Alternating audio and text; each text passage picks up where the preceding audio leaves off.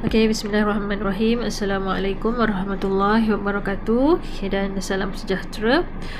Okey, jadi pada hari ini kita akan teruskan di bahagian akhir dalam tajuk graf gerakan, iaitu penyelesaian masalah yang melibatkan graf gerakan lah. Okey, jadi hari ini kita tengok soalan ni, soalan dalam buku kerja pada muka surat. Pelajar boleh tengok buku kerja masing-masing pada muka surat 107 107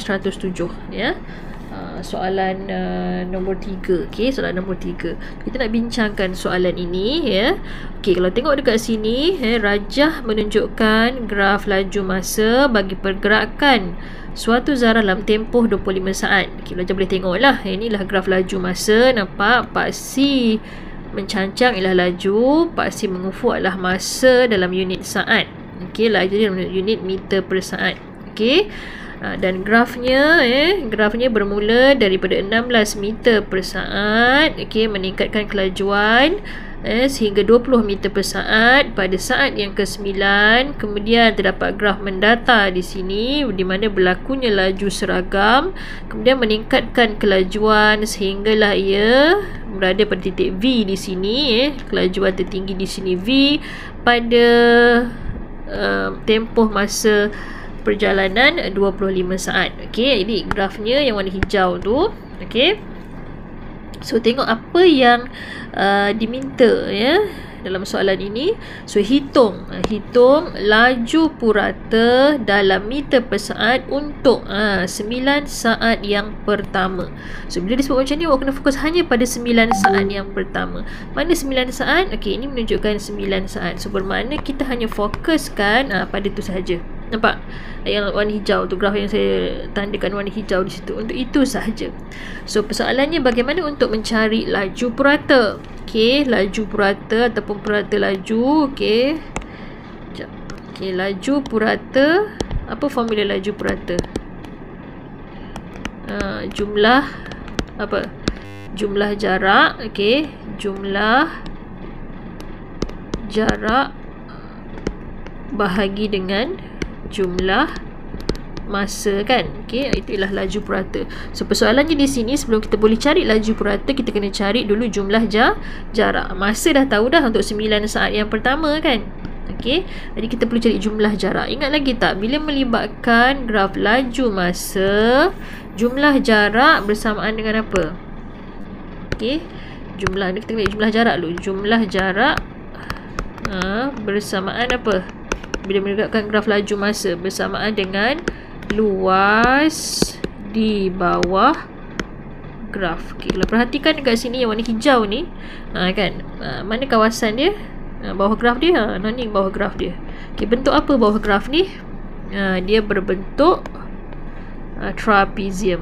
Okay, bentuk macam ni kan. Ni bentuk trapezium. So maknanya kita kena cari luas trapezium ini. Kalau pelajar masih ingat, dalam kita nak menentukan luas trapezium ini, kenal pasti manakah sisi selari, kiri kanan ataupun atas bawah. Okey, so kiri kanan adalah sisi selarinya. Ni selari. Jadi dapatkan apa dia punya nilai di situ. So kalau kita tengok dekat sini, okey, sini dia berapa? 16 tolak kosong, sini 16. Okey. Okay, kemudian sini sampai sini, ni tinggi ni, iaitu 20 tolak sifar, sini 20. Okey, kemudian ni jarak antara dua garis lari ni, sini sampai sini 9 tolak sifar, 9 kat situ. Okey, dah dapat dah maklumat ni. So luas trapezium yang mewakili jumlah jarak bersamaan, macam mana formula trapezium? Okey, 1/2 darab dengan hasil tambah sisi selari. Sisi selari ialah 16 dengan 20. So sama nak buat, nak congak 16 tambah 20 ataupun nak tulis 16 tambah 20 pun tak apa. So 16 tambah 20 bersamaan dengan 36. Okey, kemudian darabkan dengan jarak antara garis lari tersebut, iaitu 9. Okey, permudahkan di sini tekan je kalkulator. 1/2 darabkan dengan 36 darabkan dengan 9. So pelajar akan dapat 162. Itulah jumlah jaraknya. So jumlah jarak dah dapat dah. 192. Jumlah masa dia bagi dah tempoh 9 saat yang pertama. So maknanya jumlah masa ialah 9 kat sini. So apa yang pelajar buat? Okey, pindahkan maklumat tersebut. Okey, pindahkan maklumat ni, jumlah jarak. Jumlah jarak di sini kita bawa maklumat ni, jumlah jarak bersamaan dengan 162.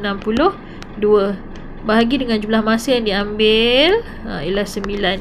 So 162 bahagi dengan 9, maka akan dapat laju puratanya bersamaan dengan 18. Nak tulis unit tak apa, tak tulis pun tak apa, just tulis macam ni. Okey, sudah menjawab soalan yang pertama, soalan A. Okey, alright. Kita tengok soalan B pula. Okey, sebab kalau macam perasan dia T kat sini kan, ada T ada B, semesti ada soalan yang berkaitan dengan perkara tersebut. So soalan B ialah cari nilai T. Okey, jika jarak yang dilalui dalam T saat. Okey, so mana sekarang ni? Dia bagi dalam T saat. Okey, mana T? Okey, ni T. Okey, situ T, tebal sangat T yang ni. So mana nak tengok jarak dalam T saat. So jarak dalam T saat bermula daripada sini sampai sini. Okey, tu T saat. Nampak tak graf dia bentuk apa bawah graf tu? Kan dia mewakili dua kawasan. Satu ni tadilah trapezium. Okey, lagi satu bentuk apa ni? Segi empat kat situ. So kita ada dua katalah dua bahagian kawasan lah. Bahagian pertama, bahagian yang kedua. Okey, so soalannya cari nilai T jika jarak yang dilalui oleh jarak itu ialah bersamaan dengan 262 meter. So mana kawasan 1 tambah kawasan 2 itu bersamaan 282. Okey, cikgu bawa keluar sini ya.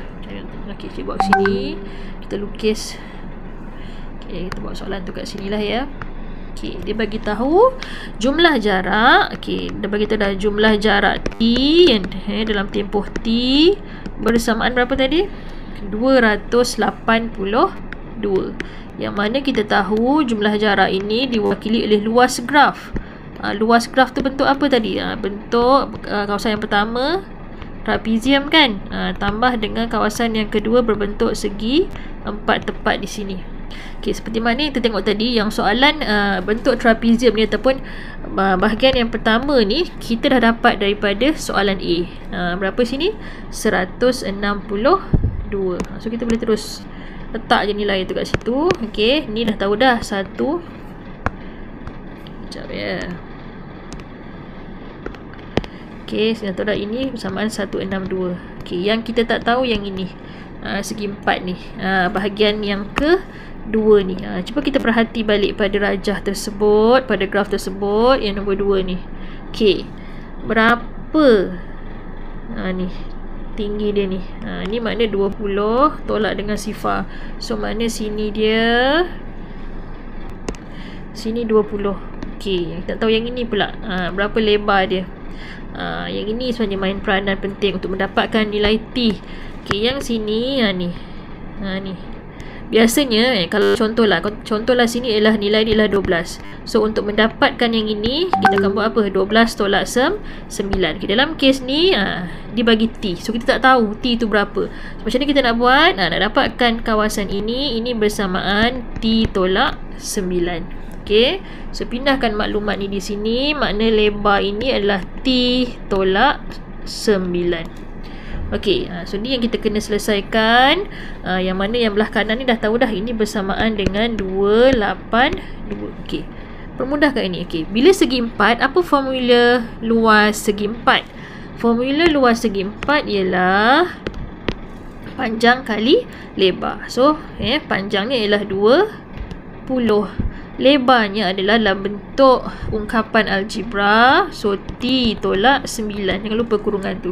Okay, so sekarang baru kita selesaikan. Kita permudahkan dia terlebih dahulu. Okay, 162 lah. Okay, tambah dengan yang ini. Nampak ni? Kita kena kembangkan dia. 20 kali T dapat apa? Okay, 20 T. Yang 20 darabkan dengan negatif 9. Positif kali negatif, negatif. 20 kali 9, 180. Tak reti? Kira guna kalkulator. Okey, sama dengan 282. Okey, so sekarang yang awak nak cari lah nilai T. T ni ada kawan sebelah dia ni. Ni. Ni kita jangan pisahkan dia lagi. Kita keluarkan dulu yang lain. Kita pindahkan yang ada nombor ni, yang ni kita pindahkan pergi belah kanan. So bila kita pindahkan dia, ini nilai dia positif kan. Bila tak tulis apa-apa maknanya dia positif. So bila yang ini kita pindah sini, dia jadi apa? Positif kan, jadi negatif, tolak 162. Kemudian sama juga yang ini, negatif tolak 180, pindah sini akan jadi tambah 180. So apa yang boleh awak buat? Awak kira lah yang ni. Awak kira guna kalkulator. Okay, 282 tolak 162 tambah dengan 180. So akan dapat sini, ringkasnya ialah 300. Okay, selesaikan dapat 300. So yang belah kiri tinggal siapa je? Tinggal positif 20T. So kita nak dapatkan nilai apa? Kita nak dapatkan nilai T di situ. Nilai T, kita nak dapatkan T sahaja. Boleh kita nak hapuskan 20 lah. Apa hubungan 20 dengan T? Bila nombor dengan huruf dekat-dekat, maknanya adalah darab. So darab lawannya adalah bahagi. So T sama dengan 300. 20 pindah darab, pindah jadi bahagi. So 300 bahagi 20. So awak akan dapat berapa? 300 bahagi 20 bersamaan dengan 15. So mana nilai T bersamaan dengan 15. Okay, dia dah jawab slow-slow dah ni. Perlahan-lahan jadi semua awak dapat nampak macam mana dia punya ni. Tak susah. You kena fahamkan dahulu. Okay, tu menjawab soalan B. Kita tengok soalan C pula. Okay, soalan C berkait dengan V. Okay, saya padam yang atas ni, tak nak awak keliru dengan yang itu. Okay, soalan C pula, cari nilai V. V yang mana V? Okay, saya padam yang ini. Okay, V yang atas ni. Ni V. V ni adalah laju. Dia kata cari nilai V, iaitu laju jika pecutan pada 10 saat terakhir ialah 0.8 meter per saat. Okay, pecutan. Ingat lagi, pecutannya pecutan. Sebenarnya dia mewakili kadar perubahan laju. Okay, kadar perubahan laju. Apa formula kadar perubahan laju? Formula kadar perubahan laju ialah laju akhir tolak dengan laju awal. Okey, bahagi dengan masa. So, dalam keadaan ini, kadar perubahan lajunya diwakili dengan sifar perpuluhan 8. Kenapa dia kata pecutan? Kita tengok 10 saat terakhir. Mana 10 saat terakhir? So 10 saat terakhir mesti digambarkan daripada sinilah ni. T tadi dah tahu berapa? T tadi 15 kan? Dia betul tak T tadi 15? Sebab apa untuk 10 saat terakhir? Sebab T tu 15. Tengok sini Okay, T ni okay, T ni 15. Ni T ni 15. So nampak 15 dengan 20, 25 berapa? 10 kan? Ni 10 saat terakhir. Graf tu nampak dia meningkat. Berlakunya pecutan di situ. Okey. So sini berapa laju awal dia? Mana laju yang paling ujung lah. Ni. Sini ni. So laju dia paling ujung ialah apa? V. Apa laju akhir dia? Yang mula-mula dia. Mula-mula dia ialah 20. So ingat tadi formula dia perubahan laju akhir tolak laju awal bahagi masa. So laju akhir V laju awal 20. Kita masukkan sini laju akhir V laju awal 20 bahagi masa. Masuk jangan pening-pening. Awak tengok sini je. Ni 10 saat terakhir. So ni bahagi 10. Yang mana nilai ini bersamaan dengan sifar perpuluhan 8. Masukkan ni. Awak dapat bentuk bersamaan ni, dapat markah dah kat situ. So sekarang kita nak cari apa? Kita nak cari V. So untuk cari V, sebab kita ada bahagi kat sini, nampak tak ada garisan panjang ni. Ni maknanya dia bahagi. So kita kena hapuskan bahagi tu. Bahagi berapa? Bahagi 10. So bila bahagi 10 pindah, dia akan jadi darab 10. Okay, ni akan terhapus lah. So darab 10. So bila darab 0.8 darab 10 dapat apa? Dapat 8 lah. Okay, so ringkasnya 8 bersamaan V tolak 20. So kita nak apa? Kita nak V. Bila kita nak V, apa yang kita buat pada tolak 20 ni? Tolak 20 pindah sini, dia akan jadi tambah 20. So 8 tambah 20 jadi berapa? 28. So maka nilai V sama dengan 28. Okay, okay, boleh anak-anak Ni soalan penyelesaian masalah ni yang lazim ditanya dalam periksa. Ya, nampak macam panjang, ya, tapi perlukan pemahaman lah. Kalau betul-betul faham, tengok betul-betul, tak susah nak jawab sebenarnya. Okey, nanti kita bincang soalan lain. Tengok yang ni dulu, buat dalam buku awak. Surat 107.